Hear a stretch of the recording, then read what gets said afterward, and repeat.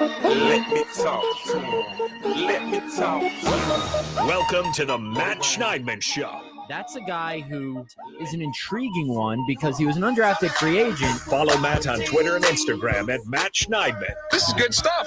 Or use the talk and text line at 1-414-799-1973. If he can carry over what he's done in practice to games, then maybe we could start talking about, okay, Packers might have something here. Now with Doug Russell, here's Matt Schneidman on the game. Matt Schneidman Show, Wednesday, December 6th. If you're watching the stream, you can see that I'm wearing my team's colors.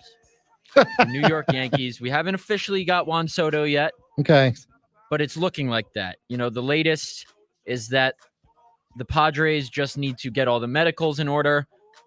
This is going to go down as one of the best players of all time, and the Yankees are going to get him. And if they don't, I don't know what I'm going to do. I'm probably going to have an emotional breakdown.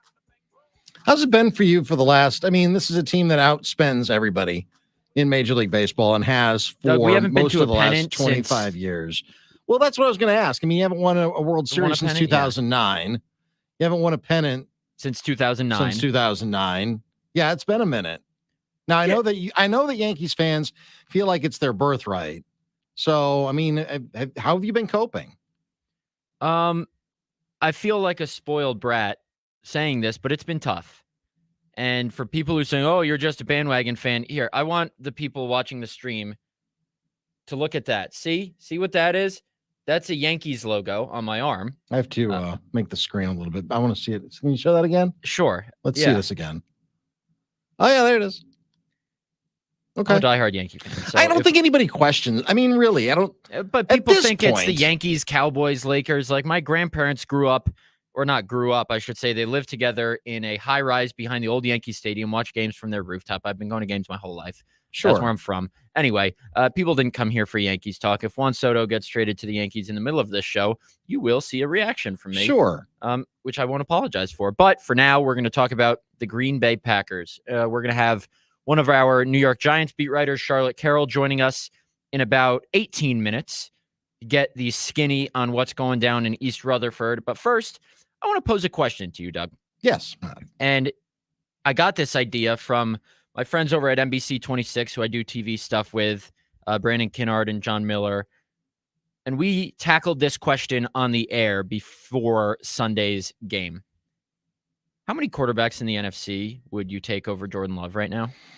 And I said he was 7th before Sunday's game. Okay. I had Hurts, Prescott, Purdy, Geno Smith, Jared Goff, and there was one other that I had ahead of him.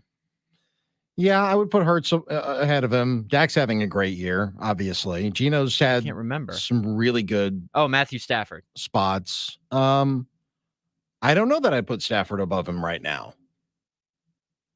Right? Certainly not long term.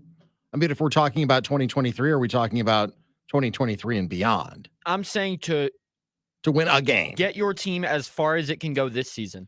Well, Dak's had a great season, but he always falls apart in the playoffs. So, there's that. Jalen Hurts, I think, is a tremendous talent. I don't know that Geno's had a very good year. I don't know that I trust him when the playoffs roll around. Sometimes, I know I've made the statement a couple of times, you haven't done it until you've done it. Stafford's done it, but that was a couple of years ago when things can change very quickly in the NFL. There aren't that many right now, to be honest with you. I think that Jordan's on this ascent and some other guys are at a certain level and maybe some of them are plateauing right now. So yeah, there aren't that many. There are a few, but not all that many, to be honest with you. I pulled up True Media, which is the site, as you all have probably heard me reference, that I like to go to for not basic stats, but maybe some more advanced stats. So EPA per dropback, expected points added per dropback. Here are the top 10 in the NFL. Brock Purdy, number 1. Dak Prescott, number 2. Tua Tagovailoa, Josh Allen, CJ Stroud, Patrick Mahomes, Justin Herbert, Jalen Hurts, Matthew Stafford. Number 10, Jordan Love. So that would put Love 1, 2, 3, 4, 5th in the NFC. Okay. And you could make that argument. I think I'd still put Jared Goff ahead of Love because of the season he's had. But if we're talking, what have you done for me lately?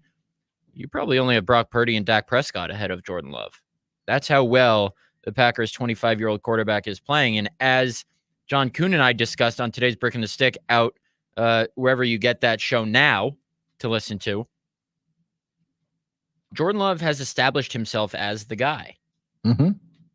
No question. All that's left to really waver on for the rest of the season is how much is that extension going to be worth when they do it this offseason?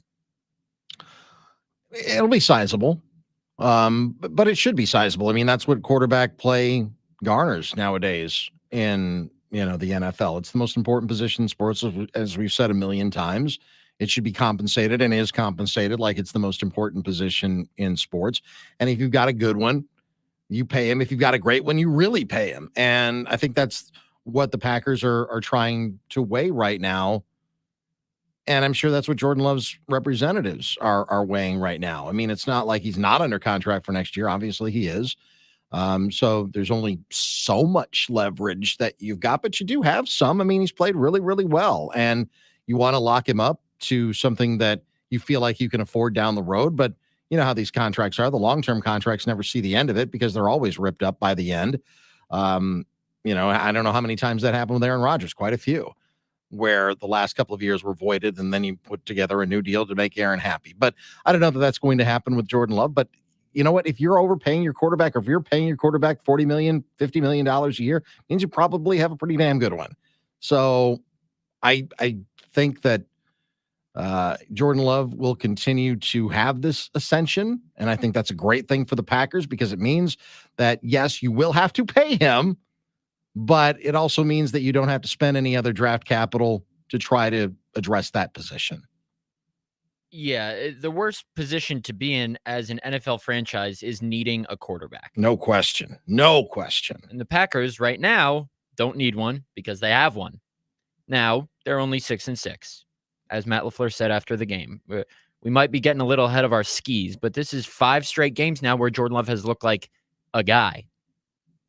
Now, a guy does not necessarily mean he'll be here for 15 years and have the same amount of success as Aaron Rodgers. A guy means someone who you are confident can be the long-term quarterback of your franchise, whether that be 4 years, 8 years, a guy that should earn a second contract. And Jordan Love is that guy. I'm looking at the quarterback contract numbers in the NFL on Over the Cap, and I think this is average per year right now. I know Mahomes did an extension that I believe made him the highest paid, but just going off this site, I'm just trying to give you an idea of where Jordan Love might fall in the hierarchy, assuming he does get that extension this spring. Joe Burrow, $55 million. Justin Herbert, 52.5. Lamar Jackson, 52. Jalen Hurts, 51. Russell Wilson, 49. Kyler Murray, 46.1. Deshaun Watson, 46. Mahomes, 45. Josh Allen, 43. Matt Stafford, Dak Prescott, and Daniel Jones, 40. So yeah, and you're looking at a couple of guys in there. I mean, Josh Allen hasn't won anything yet. Kyler Murray hasn't won anything yet. There are some guys in there that have, obviously. Joe Burrow has gotten to a Super Bowl. Jalen Hurts last year was the runner-up for MVP, so he's obviously, a franchise type of quarterback. So, yeah, I mean, that's the going rate. I know that there are some fans that kind of cringe at it, but listen, it's not your money. I mean, people question, including myself, and I think it's okay to do so, Daniel Jones getting $40 million. Absolutely. But then you realize that's the going rate for these guys. But he hasn't done anything yet. So that's the one thing that, kind of sticks in fans' craws. If you haven't done anything yet, I don't begrudge anybody. Like when Aaron Rodgers was making what he was making for the Packers. What do you consider doing something, though? Because he had a good season, led them to a playoff victory. If you consider doing something, leading your team to a Super Bowl, then only a couple quarterbacks are going to get paid. Sure, but what do you consider doing something? I think more than that. More than, doing something over the course of a couple of seasons. I mean, I don't think Kyler Murray's done anything yet. He's had a couple of good moments, but I don't think he's done anything yet. I don't think Daniel Jones has done anything yet. You look at Russell Wilson. Is he on the downside of his career? Of course, but at least he's got a resume behind him that's done something. If you look at Joe Burrow, he's done something. If you look at Jalen Hurts, I mean, he was, like I said, a game in second for MVP, and he's leading his team right now to the best record in the NFC. He's done something, even though he's still early in his career. Those guys are the guys that have done something. Josh Allen, I mean, he's kind of on that cusp, but it's kind of like put up or shut up time for Josh Allen and what his legacy is going to be, isn't it? Yeah, but there's such bad quarterback play around the league, and we're seeing that this year, not only starting quarterback play, but backup quarterback play, that you have to pay that premium if you have a guy who's even above average and not exemplary. Because we're sitting here talking about Jordan Love deserving, I don't know, $43 to $45 million a year if he continues on this trajectory. But what if the Packers lose in the first round or miss the playoffs or win a playoff game? Then does Jordan Love deserve a contract? Because he wouldn't have done anything. So I think the barometer that we have to keep an eye on when we're talking about does this guy deserve an extension is, have they shown an ability to be a guy that you win because of? Not win with, win because of. Daniel Jones was a guy that they won because of last season, and that's why he got $40 million a year. And like, what are the Giants going to do? Oh, you haven't won in a divisional, or he did win a divisional round game. No, he won a wild card game, didn't win a divisional round game. What are they going to say? You got to win an NFC championship game first before we pay you. If that's your standard, or even lower than that, win 2 playoff games before we pay you, 90% of the league is going to be in a constant cycle of looking for a new quarterback. So I think the bar is low to earn, low relatively speaking, to earn that contract extension. Because is Jordan Love going to be a better quarterback than Daniel Jones? Yes. But Daniel Jones deserved that. What about a guy like a Kyler Murray, though? Because it feels like the Cardinals are stuck with this albatross around their neck because I don't think the Cardinals believe in him. Well, we're going to find that out. He led them to a playoff spot in 2021, and maybe that's the bar, leading a team to the playoffs. You remember they started 7-0 before they lost to the Packers in that Week 8 game on Thursday night in 2021. But that's the risk you take. You risk the guy not panning out long term. And if you get a guy on his rookie deal who takes a couple of years to figure it out, like a Kyler Murray, who starts right away, takes a couple of years to really show it, he has one exemplary year, you pay him, there's not that substance, that evidence, that track record of being a guy year after year after year, and that's the risk you take. But there are GMs who would rather take that risk than risk losing him because you don't pay him and say, well, he hasn't proven all of that yet. So let's go back to the draft and find a guy that maybe can reach that. Because that's when you can find yourself in that never-ending cycle of not having a quarterback like some franchises have found themselves in. Well, that's, you read the talk and text line for 5 minutes, and that's where a lot of Packers fans feel like this team is right now. I mean, earlier in the season, it was throw picks for Bo Nix. And I'm like, no, what? I mean, there were fans that were openly, championing Caleb Williams. And I don't even know if Caleb Williams is going to be the number 1 pick in the draft this coming year. He's top 5 pick, but, he's not as good as he was a year ago when he won the Heisman Trophy. But, I mean, if you have that quarterback, again, it's a risk. It's a roll of the dice in a lot of ways because there are no guarantees that someone who has what you feel like is an upward trajectory is going to maintain that upward trajectory. Right now, the bloom is still on the rose for Jordan Love. And I think everybody in Wisconsin who has a vested interest in this team hopes that it continues to blossom. But there's no guarantees. None at all. No guarantees at all. It's a projection. Yeah. And sometimes it's wrong. Just like drafting players is a projection. The Jets drafted Zach Wilson projecting that he would be a franchise quarterback. He's not. Sometimes you get it wrong. That sometimes costs you your job. Yeah, it's heavy draft capital, too, when you're drafting the number 2 overall pick. I mean, same thing happened with the Bears when they traded up to get Trubisky. Meanwhile, Patrick Mahomes was on the board for 8 more picks. And guess where Ryan Pace is right now? Not as Bears GM. Correct. That's the business of a GM. You put your career on the line when you make these big moves, whether it's paying a quarterback, drafting a quarterback. And that's what Brian Gutekunst did in drafting Jordan Love. That's what he would do in paying Jordan Love. So we'll see how that all pans out. We got to get to a break. On the other side, we have Charlotte Carroll, my coworker who covers the Giants at The Athletic, along with Dan Dugan. We'll talk to Charlotte about everything going on with the Giants, who have won 2 straight. Could this be a trap game for the Packers? We'll find that out after the break right here on the Matt Schneidman Show on The Game. Waiting, and I became hypnotized by freckles and bright.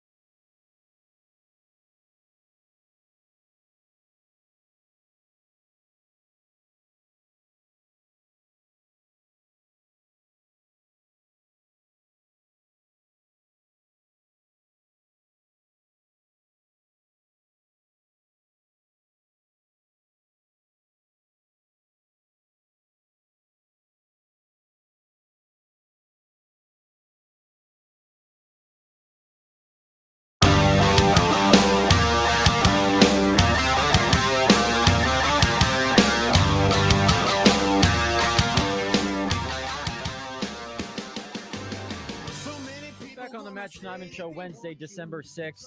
We don't have any new Christian Watson news for you because since the Packers played the Giants on Monday, availability was pushed back a day this week with the Packers coming off the Sunday night game against the Chiefs. So no availability Tuesday, as per usual. No availability Wednesday. So when Matt LaFleur said on Monday, we'll know about Christian's hamstring tomorrow, we won't hear about that from the head coach himself until Thursday. So you'll have to wait for the shows on this station and the football feast tomorrow to learn how bad the hamstring of the Packers' number 1 wide receiver is. We're going to dive into East Rutherford, New Jersey. It is not New York. The game is not being played in New York for anyone who thinks it is, the Packers head coach included. And head over there, talk to my talented colleague, Charlotte Carroll, covers the Giants. Charlotte, thank you for joining us. The first thing I wanted to touch on, what was the vibe like in the locker room when you guys talked to Tyrod Taylor the other day? he seemed none too pleased with Brian Daboll's decision to stick with Tommy DeVito, even though he was cleared to return to play. Hey, Matt, thanks so much for having me on. And we'll see you on Monday, which is exciting. Yes. Yeah, no, Ty. And welcome to New Jersey. We'll get you some cutlets. Maybe that will be in the press box for Monday night. But Tyrod was, he was definitely disappointed. He used the word disappointed and hurt with not getting the starter job. He's kind of been in this position before, unfortunately, where he's had injuries and had to deal with this. But yeah, you could tell there was some clear disappointment there. I thought was interesting, was asking him about, conversations with Brian Daboll about whether, like, what it would take to get that starting job back. He said they did not have that. And when asked if he would have liked to have that conversation with Brian Daboll, he said no comment. And he did use no comment a few different times. So there's clearly some kind of, unsettled feelings about the whole situation for him. But at the end of the day, he's going to do what's best for the team and try to be a leader as well in the locker room. Were you surprised by this decision? Looking at it from an objective lens, has Tommy DeVito done enough over the last 4 games and change to earn that starting role when everyone's healthy? Or did this catch you off guard a little bit? No, honestly, I kind of would have been fine either way. I think both decisions make sense. I think what was surprising to me was the timing that Brian Daboll named a starter this early in the week. I was kind of expecting it to be taken towards the end of the week. Obviously Tyrod's coming off IR. They want to get him back, see how he looks. But to make the decision so immediately, I think is fascinating, rather than letting it play out and, little kind of a quarterback decision. Instead, they're just sticking with Tommy. And yes, is Tommy the caliber that Tyrod Taylor is? Not yet. But he has just won them 2 back-to-back games. There's a little juice. He's got the Jersey juice, as it's like to be called. So there's some fun elements to that. And if Tyrod Taylor ends up being healthy enough and his backup, that's obviously they can resort to that should they need to on Monday night if it comes to it. Yeah, I mean, if Tommy DeVito can win games against the Commanders, who have since fired their defensive coordinator, and the Patriots, then you got to give him the starting job, right? I know you're not as that doesn't sound as much of a ringing endorsement, but I do think there's something to be said for the consistency for the position with so much what they've been dealing with in that locker room all year, and he's kind of rallied them around. So we'll see, obviously, what happens Monday night and go from there. I would never trash Tommy DeVito. He's a fellow Tri-Stater and Syracuse product like myself, so I would never. Evan Neal, Dexter Lawrence, Darren Waller, what's the latest on some of the Giants' big names with regard to their injuries? Yeah, I'll start with Dexter Lawrence and Evan Neal did not practice today. Dexter Lawrence, there's a little bit more hope that he'll be able to play, that he'll be able to practice on Friday. The Giants are off tomorrow. So Brian Daboll was hopeful that he'll be able to practice.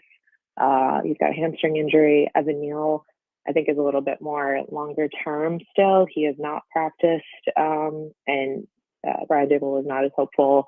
And in speaking with Evan Neal today, even, he was kind of, when I get back is when I get back. He was even asked, if he was confident that he'd be able to return this season, as he's been dealing with this ankle injury and has missed a lot of time. He was not affirmative or one way or the other that he would be or he would not be. It was almost like, the hope is that I get back because I really want to play. So that's what's going to be interesting because he's missing a lot of valuable time for improvement. And then Darren Waller, my colleague Dan Duggan spoke with him today. He said he's been running some routes and his hamstring is feeling good and that he expects to return to practice next week and play in the next game after the Packers game. So he will not be playing in the Packers game. And my guess too, Evan Neal obviously will not be playing for the Packers as well. But Dexter Lawrence is kind of questionable at this point. Okay. I'm sure the Packers would like him to not play. I remember after the London game last year, Aaron Rodgers was very complimentary of Dexter Lawrence and the problems he caused in that game. That was the game. I forget who it was. Was it Ojulari who broke Aaron Rodgers' thumb and then we just didn't find out about it? On the Hail Mary, the last play of the game, he got sacked. I forget who it was by. But anyway, what's the vibe around Daniel Jones right now? Because we were just talking before you came on about a potential contract extension for Jordan Love. And it's always tricky when you just have one good year under your belt. And Daniel Jones obviously was one of the driving forces, getting the Giants to the playoffs last year, winning them a playoff game in Minnesota.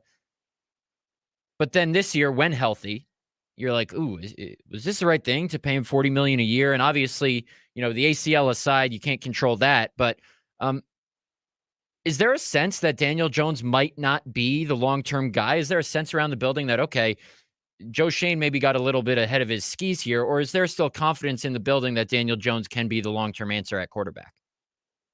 I think there's confidence. I mean, the franchise really likes him. But they did put in his contract, even though Daniel Jones signed this massive 4-year deal, the guaranteed money is mostly up front in the first 2 years. So there is an out should they decide to move on. And, you never know with where that's going to look like with him coming back from surgery.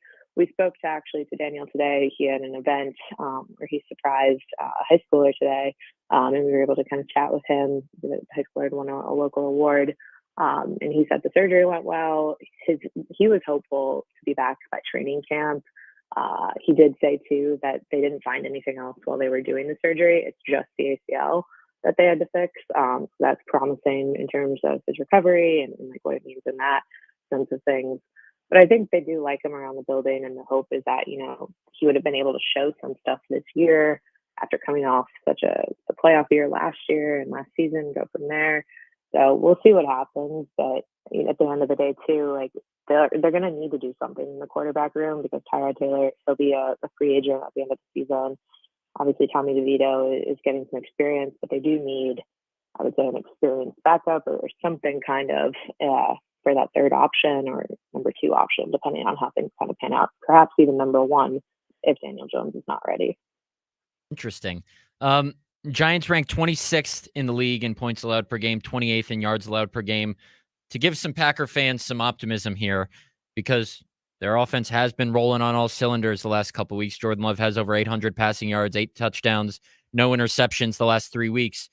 What has led to those defensive struggles, and where do you think the Packers could exploit them most? Oh, it's been an interesting time. Yeah, I mean, it's hard because we're coming off the bye, so like I got to switch back into that mode of like with the defense and what they've been giving up a little bit. I do think Dexter Lawrence missing the last game is important to kind of consider and up the middle in that perspective. They've also been missing Leonard Williams, and that's like they made the trade for the trade deadline, so I think that's an impactful position. Even though they've added some depth in the line, that's an area to look. And then I think too downfield, just some breakage there at times as well. So I'm very interested to see how this game is going to go. We've had Tommy DeVito against, as you mentioned, the Patriots and the Commanders. So this caliber team that's coming off the Chiefs win, that's having a lot more success offensively and defensively. What that's going to look like for this Giants roster. Okay, I found who broke Aaron Rodgers' thumb. His last name starts with an X, and I don't want to botch his last name. Was it O'Shane? Yeah. Yes. Okay. I knew it was something like that. You mentioned it. Is there a sense that this Giants team could reel off a couple in a row? I know they already have. I'm not saying they're going to, win out and make the playoffs, but they seem like kind of a frisky team. Everyone's fallen in love with Tommy DeVito and that he lives at home. He does the hand wag. I don't know the official name for it when he walks into. No one really does. Yeah, I mean, I have a bunch of friends from college who are from Jersey, so I've seen that plenty. Is there a feeling that this team kind of has some spunk and they could knock some people off, or is it just, okay, their 2 wins came against 2 terrible teams in the Commanders and the Patriots? I think internally, I mean, when you look at the locker room and what they say, they want to believe that they can make the playoffs, even though when I last checked, it was like less than a 1% chance realistically odds-wise. But you're hearing that from players themselves and they just want to win out. And it's especially interesting with our bye coming so late, like what that means for perspective and getting a little chance to reset, but they're going to be fresh. They'll be a little bit healthier. So internally, that's kind of the mood. I don't know what that's going to look like on Monday night. And realistically, if that's possible, especially with the Packers being so hot, I think I've got them. If I had to make a prediction right now, I'd say the Packers win this one. I'm not going to give a score because I'm not quite comfortable yet on that number, what that'll look like. But I do think the Packers win this one. And one last question. What is the appropriate age Or let me put it this way. What is the highest age at which you can still live with your parents without annoying the quarterback you cover?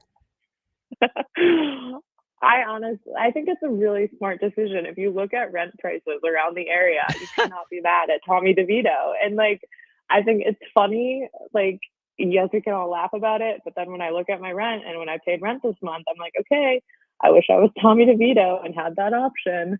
Not that I want to do it forever, but it's there. And for this first year where he's out of the league, he didn't. I mean, realistically, no one probably thought he'd be in this position, just because it had to take so much for him to get to be like, starting quarterback, injury situation, lots of things had to go wrong.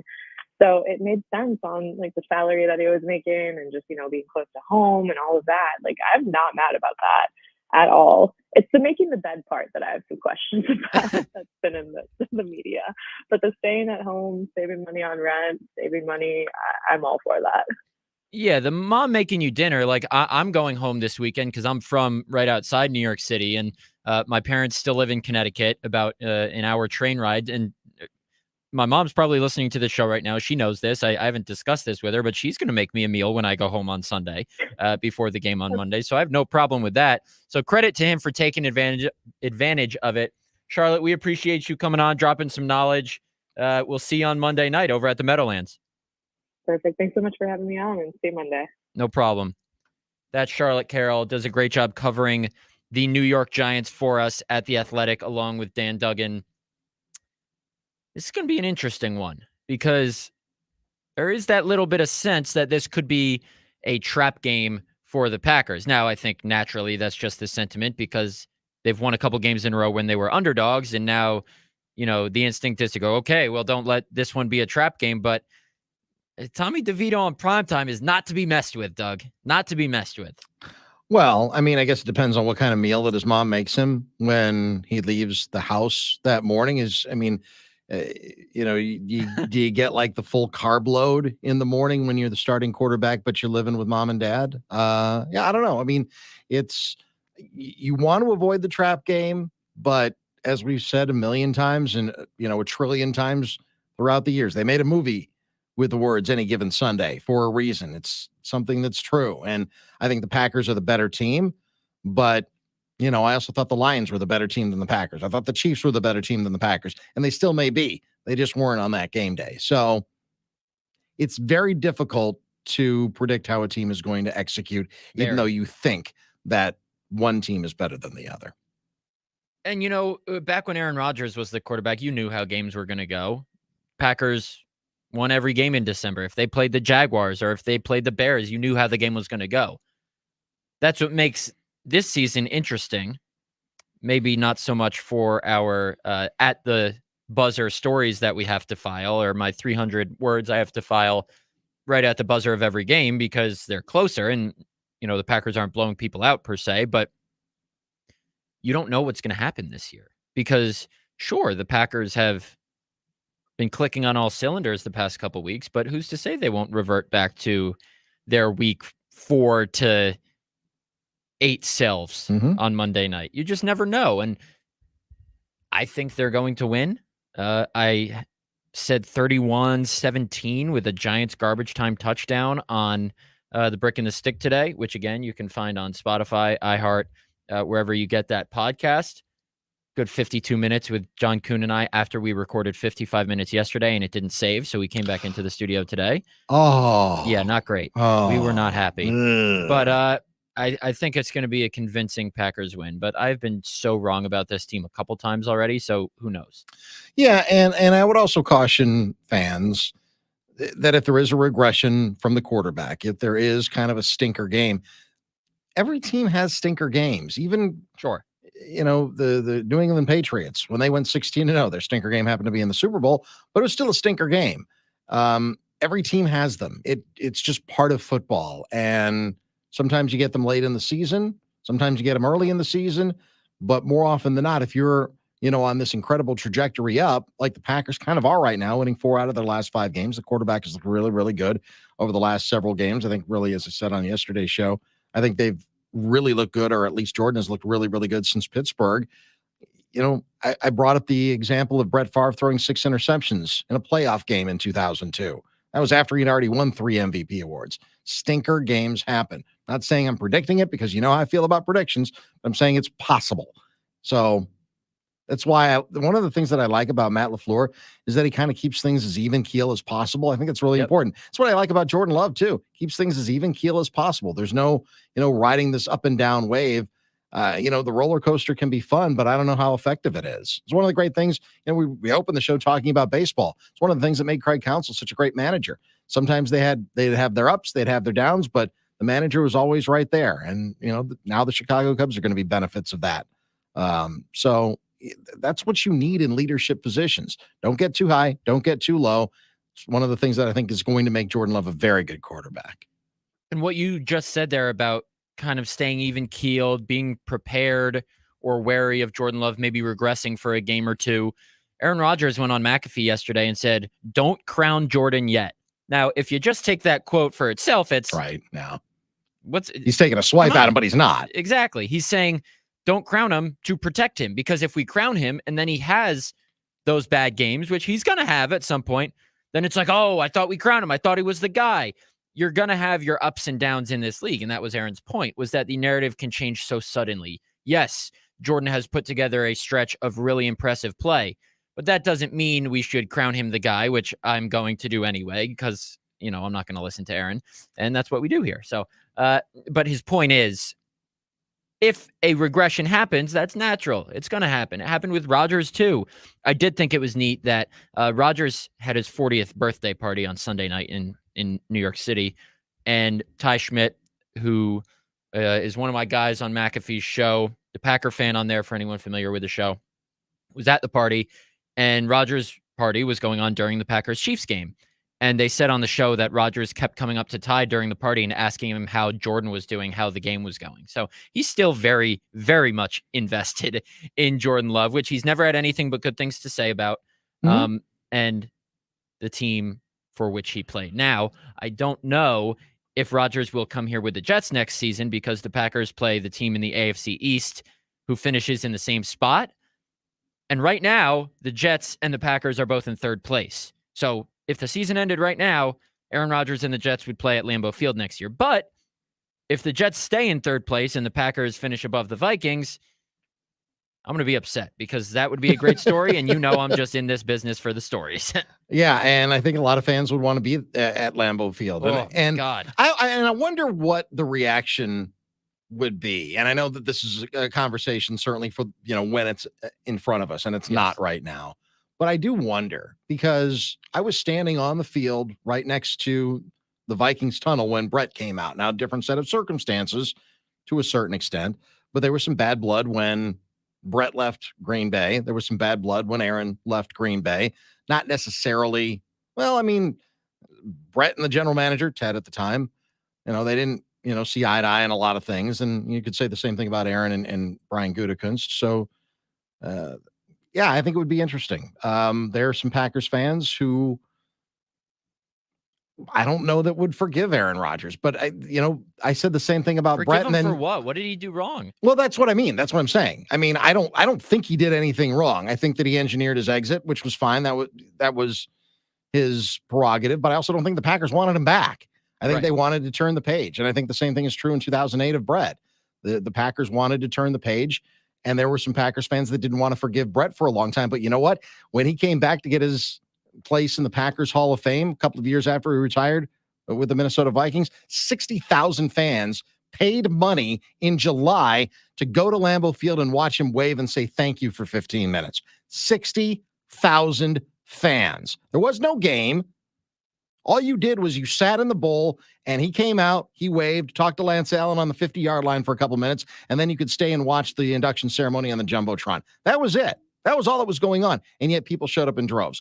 Maybe the same thing will be true of Aaron when his time comes. I think it will be. I wasn't around for Brett, but this split seemed more harmonious. Was You it? don't think so? I don't know. It wasn't clean. Right. But my point is, I think there will be a near unanimous approval for Aaron if he does come back. Well, sure, the passage of time heals all wounds. Sure. So the longer it is, I think the better the reception would be. So if it's in a couple years from now for the Packers Hall of Fame induction or whenever he does first come back, I think it'll be near unanimous applause. Even if it's next year, I think it would be. Now, I don't know how exactly that would work, if there would be a pregame thing. He doesn't come out early for warmups like Jordan Love does, so it would be tricky. Anyway, we're getting way ahead of our skis. Now, we got to get to one more break before we come back on the other side and wrap up this Wednesday edition of the Matt Schneidman Show. Doug, I am going to make sure when I go down to Appleton tomorrow for the football feast, I have enough gas in my car to get back to Green Bay. Excellent. That is my biggest takeaway. And then we'll have more Packers talk on the other side of this break. Stick with us right here on the Matt Schneidman Show on the Game.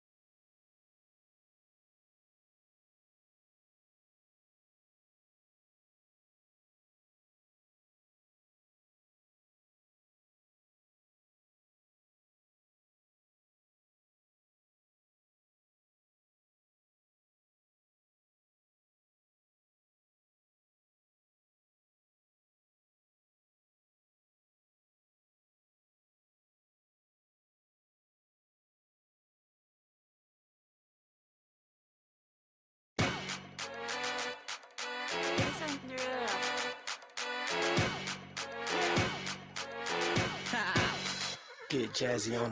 Matt Schneidman Show wrapping up here on Wednesday, December 6th. Let me tell you about Iron Jock. Iron Jock is a Wisconsin-based company and wants to recognize another great Wisconsin-based company, Hometown Pharmacy. Hometown Pharmacy has over 50 locations across the state of Wisconsin, and they now carry Iron Jock performance apparel. Right now, when you buy Iron Jock at Hometown Pharmacy, your purchase of $50 or more will earn you a 20% discount and 2 free pairs of Iron Jock socks while supplies last. Iron Jock and Hometown Pharmacy, proud Wisconsin-based businesses helping one another. Now, I said before the break that I'd make sure before I go down to Appleton that I have enough gas in my car. The kind man named Matt from Fox Cities Towing, who towed my car to the nearest Quick Trip last Thursday night off the side of a highway in Kaukauna, I believe, said, make sure your gas doesn't go below half in the winter. Mhm. Now, my gas never gets above half.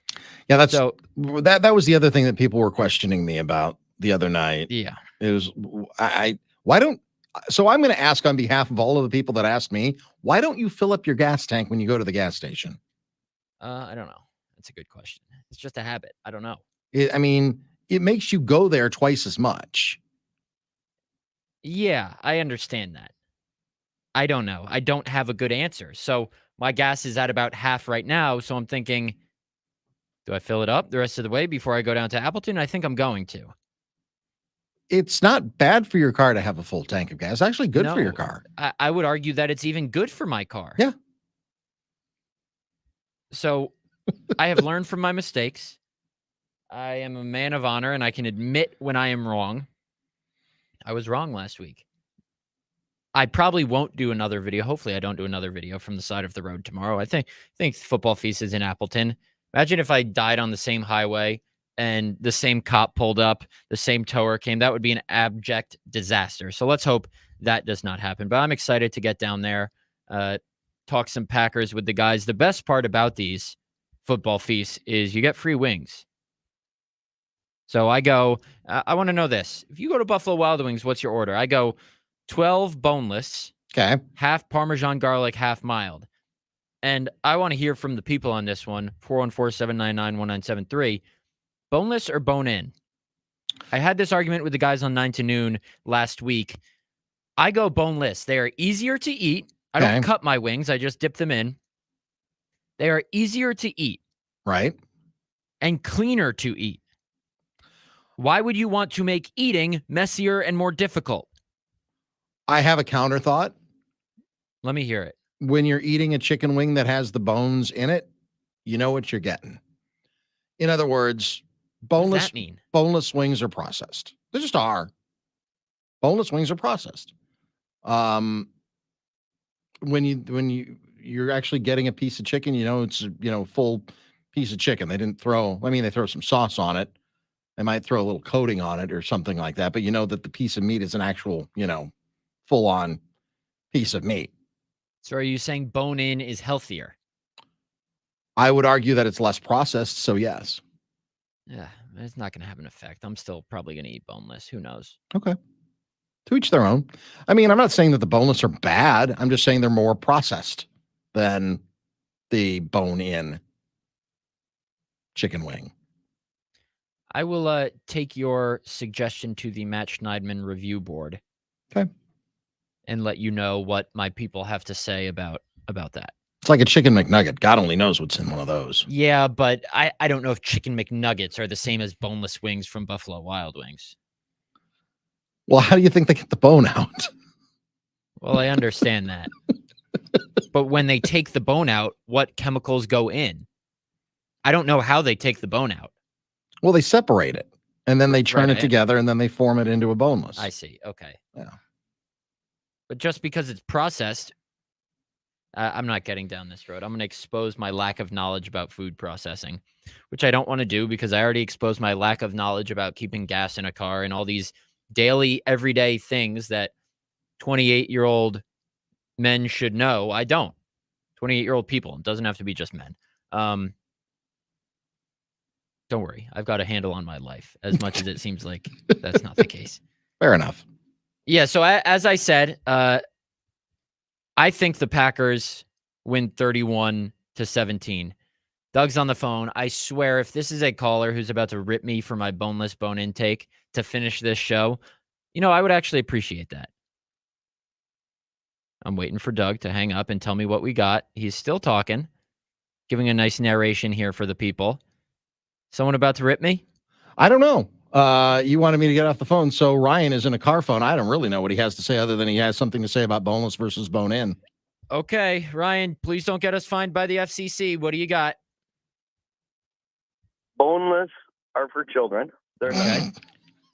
I make those for my 10-year-old, 8-year-old. They are easier to eat. I understand what you're saying there, but you lose the flavor of the bone melting into the chicken as it's cooking. You're losing the skin flavor as well. When you think of a good ribeye, a lot of the good ribeyes and the steaks joints have the bone-in ribeye, and the porterhouses and the T-bones have the bone right in there with the steak. It adds a lot of flavor.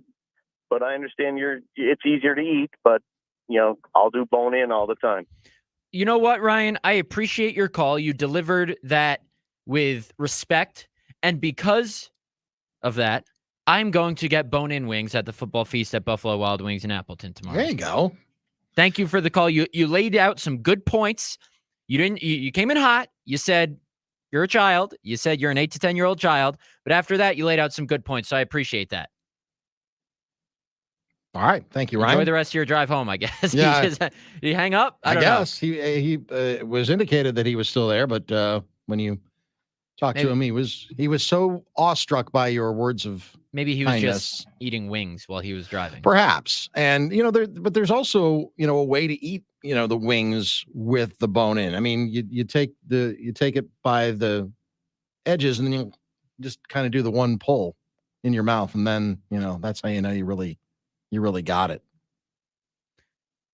So, listen. There's a way to eat wings. I can be a change man. I've listened to advice, and I will put gas in my car. I've listened to advice, and I will eat bone-in wings at Buffalo Wild Wings tomorrow. Granted, they're going to be more difficult to eat, but that's a risk I am willing to take. And they'll be messier, but that's okay. They give you those wet naps. You have napkins for a reason. Exactly. So, that is what I will be doing. Any final parting thoughts on this Packers matchup with the Giants before we head into Thursday? We'll be back on Friday. I won't be here on Friday, though. You get Hunter on Friday. Oh, okay. So this is it. This is our last chance. Thoughts? The only parting thought that I had is, I just hope that the Packers continue to, play good, sound football. And I think that by and large, they have been playing pretty good, sound football. You want to see the penalties come down a little bit. I think they had 7 against the Chiefs. But yeah, I mean, and there could have been more. The last minute and a half of the game was a disaster on both sides when it came to the officiating. So you want to see that a little bit cleaner as well. But I really like the way that this young offense, it's not just the quarterback, but it's the guys that are around him as well. Even a guy like a Tucker Kraft, even a guy like a Ben Sims who caught his first touchdown. These are all guys that, you didn't necessarily know what you were going to have at the beginning of the season. And they're all kind of learning together how to become effective NFL players. You hope that the injury to Christian Watson isn't serious. I hope he can play on Monday night. If he can't play, I hope it's not a serious injury that keeps him out multiple weeks. Seemed like he was in good spirits after the game, but then again, so was Aaron Jones after the Bears game on opening week, the opening weekend of the NFL season. So, right. Yeah, I mean, you just hope for health and you hope that you see an entertaining game, and the upward trajectory has been fun to watch. You don't want it to be a trap game, but they call it the trap game. It's a phrase that didn't come out of nowhere. Sometimes you start to read your own press clippings and you start to think about, how good you are as a team, and maybe you let up off the gas pedal a little bit. I don't think this Packers team is good enough yet to afford to do that. We will see. Tomorrow back at Lambeau Field. Around 12:20-ish, practice opens. After practice, Matt LaFleur, locker room, defensive assistants, and all that jazz. We'll hear about Christian Watson, Jair Alexander, Aaron Jones, a couple key players who we need timely injury updates on. For Doug, I'm Matt. I don't say it enough, but we appreciate you all for listening. Our numbers on the Twitter streams have been through the roof. the last couple days comparatively. So keep that up. Things are heating up here at the end of the Packers season. We appreciate you spending your drive home with us, spending your walk with us, however you take in this show. We can't thank you enough. It makes what we do that much more enjoyable. I hope I speak for Doug. I know I speak for myself. Excellent. Absolutely. So tune in this time tomorrow for the football feast, and then I'll be back on Friday with Hunter. Peace out.